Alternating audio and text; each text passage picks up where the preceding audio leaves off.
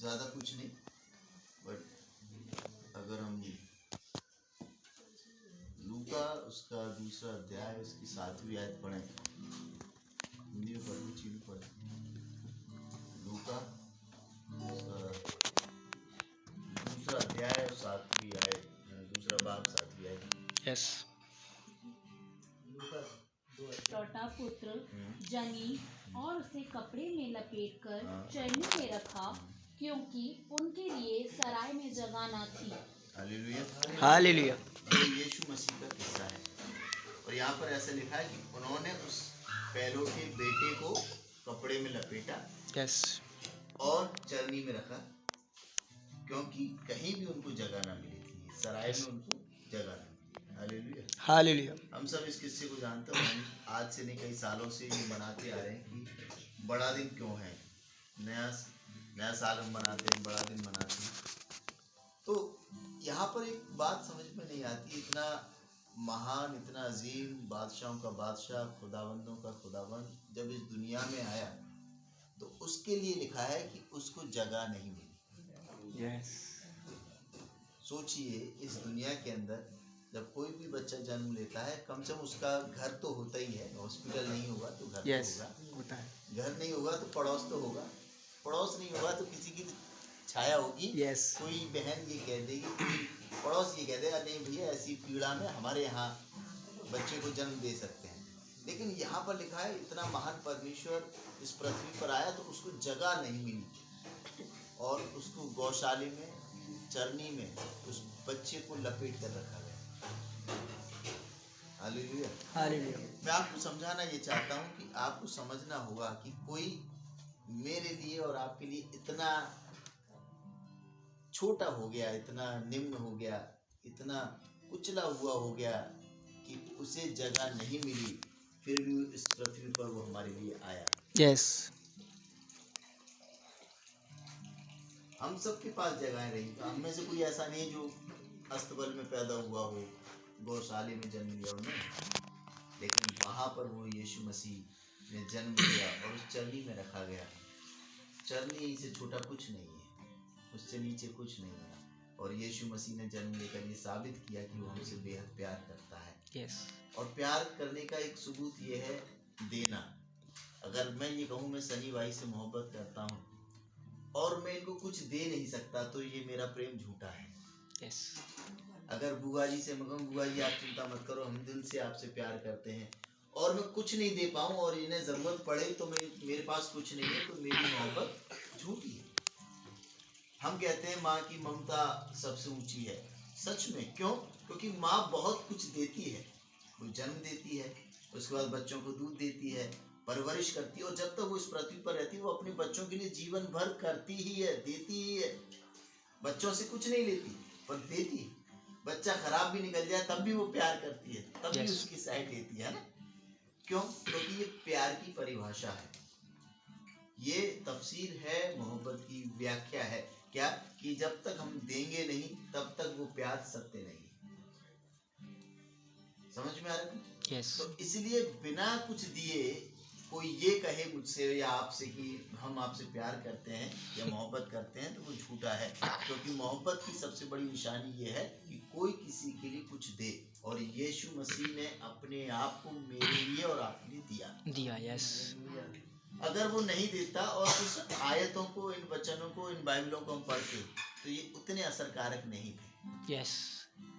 ये उतनी तासीर नहीं थी, उतना प्रभावशाली नहीं थे। क्यों? क्योंकि पढ़ पढ़ के बोल रहे हैं।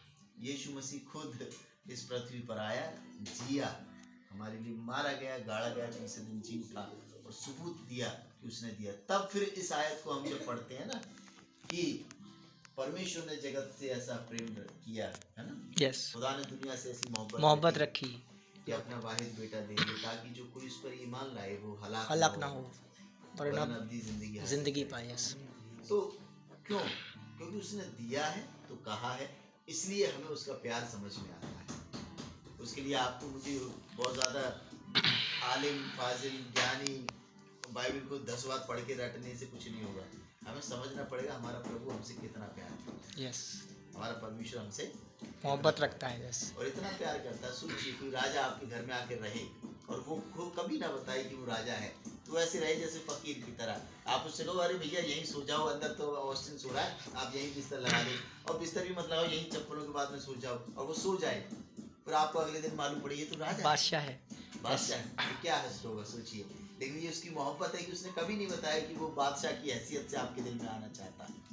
वो नहीं चाहता कि आप उसे बादशाह की तरह रिसीव करें, वो तो उस हलीमियत के साथ आपके दिल में जगह प्राप्त करना चाहता है ताकि उसको जन्म मिल सके। यस, उसका इकलौता पुत्र जिसको सराय में जगह न मिली, मुबारक है वो गौशाला जिसने जगह दे दी, यस, हालेलुया। मुबारक है वो चरनी जिसमें वो रखा गया, मुबारक है वो बैतलहम जहाँ यीशु मसीह उस गौशाले में पाया गया। यस, सोचिए आप और मैं मुबारक हैं इस बात से, अगर हमारे दिलों में यीशु मसीह आज जन्म ले ले, हम यस, मुबारक हैं। आमेन, आमेन। और कुछ नहीं, और कुछ नहीं, स्टोरी बदल जाए। हम गौशाले हैं, लोग आते भी नहीं है, बात भी नहीं करते, लेकिन हाँ हमारे दिल में यीशु है, फरिश्ते झूम झूम कर जा रहे हैं। Yes, great. फरिश्ते कहेंगे कि हाँ आज इस बहन के जीवन में परमेश्वर अपने कार्य को कर रहा है, आज इस फलाने बच्चे के जीवन में परमेश्वर कार्य को कर रहा है। प्रभु मुबारक कहता है, खुदा मुबारक कहता है ना। तो मैं आपको उभारना चाहता हूँ कि होने दें कि इस बड़े दिन पर हम अपने दिल को प्रभु के सामने रखें, खुदा के सामने रखें, ताकि वो जन्म ले। अब जन्म तो ले चुका है, तो फिर कैसे जन्म ले? जन्म उस तरीके से ले कि हम मुबारक हो जाएं। हमने कुछ भी हिस्सा ऐसा रखा है कि परमेश्वर को दूसरे स्थान पर रखा है, तो हम उसको पहले स्थान पर लेकर आए। यस, कई बार हमारी जिंदगी में यीशु मसीह तो होता है, लेकिन हमने बहुत इधर उधर करके रखा होता है। लेकिन परमेश्वर क्या चाहता है, मैं एक किस्सा बताता हूँ, इसके बाद समाप्त करें। यस, ठीक है। एक बार एक फौजी, ये सच्ची घटना है और मैंने शायद एक जगह बताई, तो दूसरा विश्व युद्ध हुआ था, सेकेंड वर्ल्ड वॉर हुआ।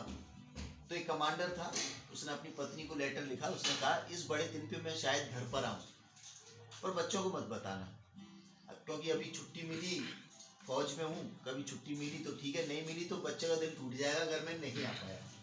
तो उसने कहा ठीक है। उसने अपनी पत्नी को बोला, और प्रभु का धन्यवाद हुआ, उसको 2 साल बाद छुट्टी मिली, क्रिसमस से एक दिन पहले, यानी 24 की रात, इसी रात के दिन। वो रात को आ गया, उसने देखा बच्चे सो रहे हैं, क्रिसमस ट्री लगा हुआ है। उसने अपनी पत्नी को बुलाया, कहा एक मखमल की चादर मुझे दे दो। मैंने कहा आप क्या करोगे कि दो।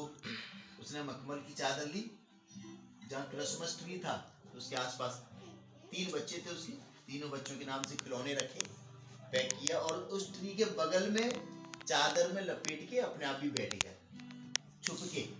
बगल में ट्री है और उसके बगल में चादर में छुप के बैठ गया। यस, सवेरे बच्चे उठे, तीनों बच्चे क्रिसमस ट्री की तरफ भागे, क्योंकि शायद कुछ टॉय, कोई गिफ्ट, कोई खिलौना होगा। तो मान लो एडी के बराबर का बच्चा सबसे बड़ा था, एक और बच्चा था एनुष के बराबर, एक सामर्थ के बराबर, ऐसे 3 बच्चे। और जब ये गए, उन्होंने देखा अरे क्रिसमस ट्री के खिलौने रखे हैं। पहले ने उठाया, अरे इसमें तो मेरा नाम है एडी, ये तो मेरा खिलौना हो गया, अरे वाह। दूसरे ने उठाया, अरे एनुष ये तो मेरा खिलौना हो गया। तीसरे ने उठाया, सामर्थ। तीनों बड़े खुश थे। तो कह रहे तेरे उसमें क्या है, तेरे तोहफे में क्या है, बात कर ही रहे थे।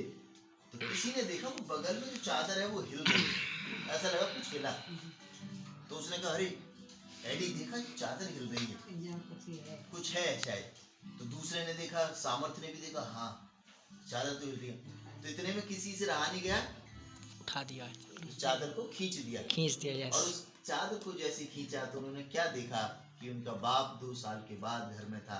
जैसे उन्होंने अपने बाप और अपने पिता को देखा, उन्होंने अपने खिलौने वहीं छोड़ दिए और जाकर गले लगने लगे और प्यार करने लगे, किस करने लगे, चुंबन करने लगे। वो भूल गए थे उनको क्या क्या तोहफे मिले हैं। उन्होंने अपने गिफ्टों को फिर याद नहीं रखा। उन्हें पिता मिल गया, अपना बाप मिल गया 2 साल बाद। तो यही खुशी हमारे साथ होनी चाहिए। हमारे लिए तोहफे मायने नहीं होने चाहिए, हमारे लिए मायने होना चाहिए परमेश्वर की उपस्थिति, उस पिता की मौजूदगी, उस बाप का घर पे आना, उस बाप का मेरी जिंदगी में आना। ये ज्यादा महत्वपूर्ण है बजाय इसके कि मुझे क्या मिला है, आपको क्या मिला है। ये दुनियावी चीजें हैं। हो सकता है कि आज आपको एक कार मिल जाएगी, 5 साल बाद वो कार आपको अच्छी नहीं लगेगी, बहुत बढ़िया कार मार्केट में होंगी, तो आपको मन करेगा ये प्रभु ये वाली दे दे, है ना, भैया ने ये दिए तो ये वाली गिटार हमें दे दे। हमारा जी नहीं भरेगा।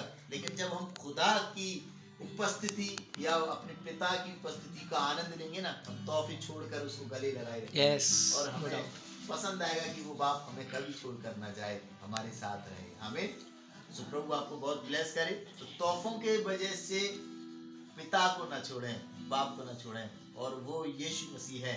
और यीशु मसीह ने कहा, मैं तुमसे सच कहता हूँ, दुनिया की आखिर तक मैं तुम्हारे साथ रहूंगा, मैं ना तुम्हें कभी छोड़ूंगा ना कभी त्यागूंगा। हमें आइए अपनी आंखें बंद करें।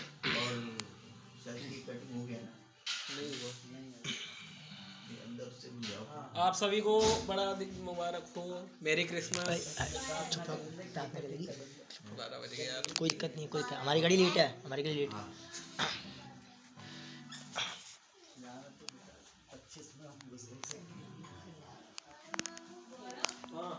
स्टार्ट करें। चलिए जब तक हम दुआ कर लें।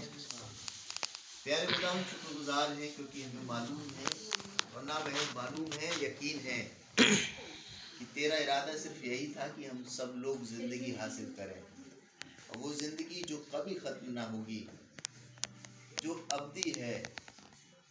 और आपने ये कहा कि जो मुझ में से पिएगा फिर प्यासा ना होगा, लेकिन वो खुद एक चश्मा बन जाएगा।